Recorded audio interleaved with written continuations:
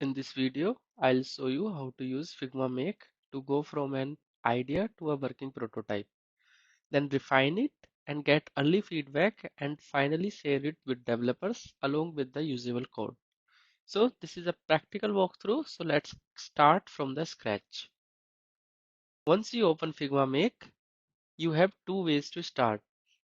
If you already have existing Figma frames, images or the design, you can attach them here and build on top of that. But if you are starting fresh, which is very common, you can simply start by describing your idea in the prompt.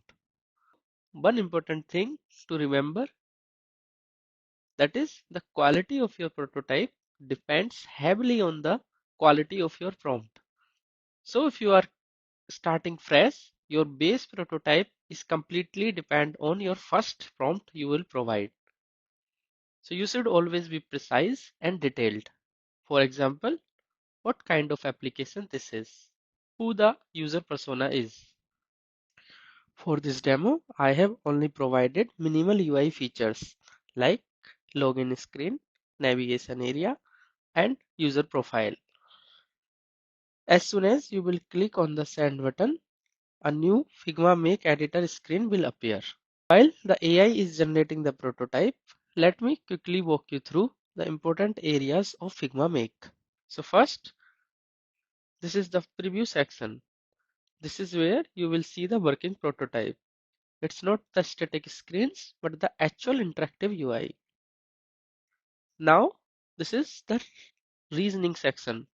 So this section shows how the AI is reasoning about your prompt, and it helps you understand why certain design or the structure decisions were made. This is a code section.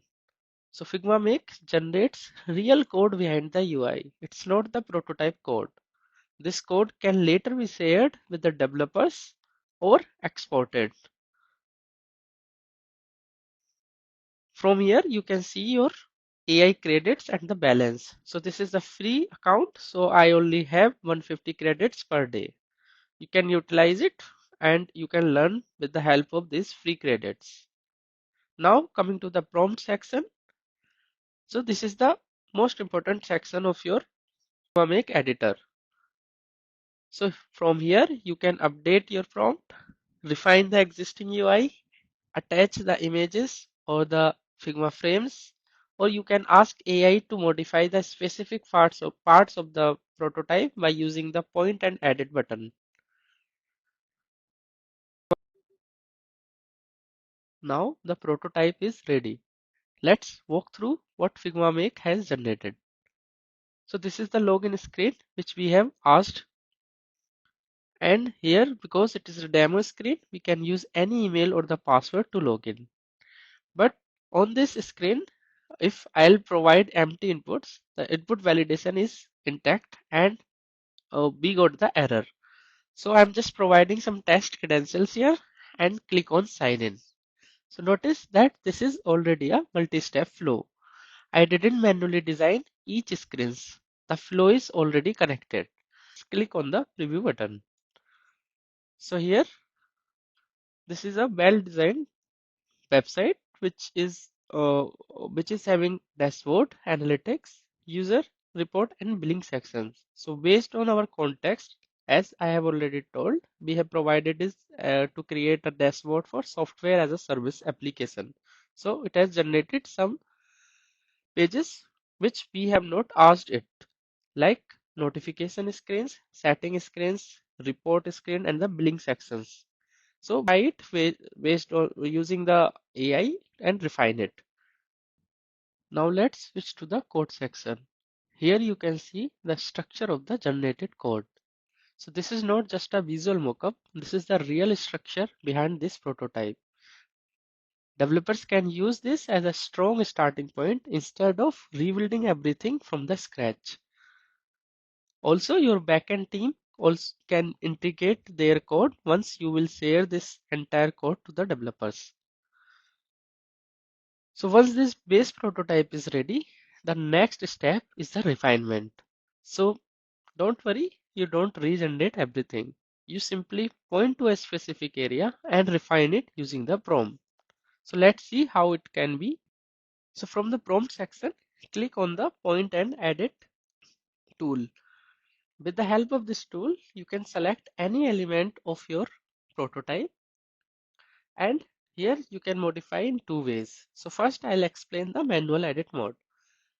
So with the manual edit, you can select font, font colors, font size, their styling, spacing, marginal, and other things. With the help of the code button, you can directly go to the code and also change there. So let's change this billing to the billing billing section and save it and just refresh. So you will see from the editor like a new version of the analytics page has been created. Now let's try the editing by prompt. If we will see our design in different screens, this navigation bar is static. So let's change this navigation bar so that it can be collapsible. So what I will do, I'll again click on the point and edit tool in the prompt section and select the navigation area. Now from the prompt editor, you just provide your changes you want to give, or you can directly provide at that place as well. So this time I'm using the prompt editor. Here I have provided to make it collapsible.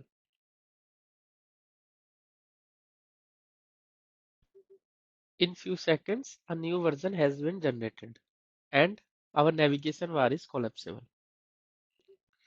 Once you are happy with the prototype, you can share it using the share option.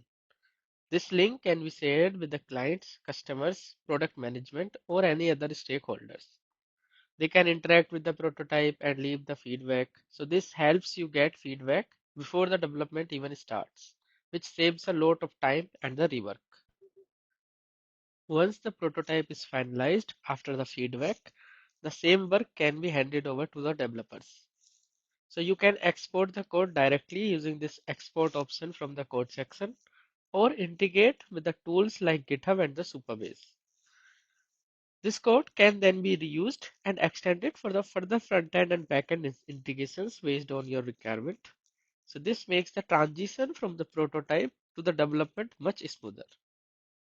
So that's how you can use Figma Make from idea to prototype, refinement, feedback, and the developer's handoff. In the next video, we will go even deeper into the real world use cases. So if you found this helpful, check out the other videos on the channel as well.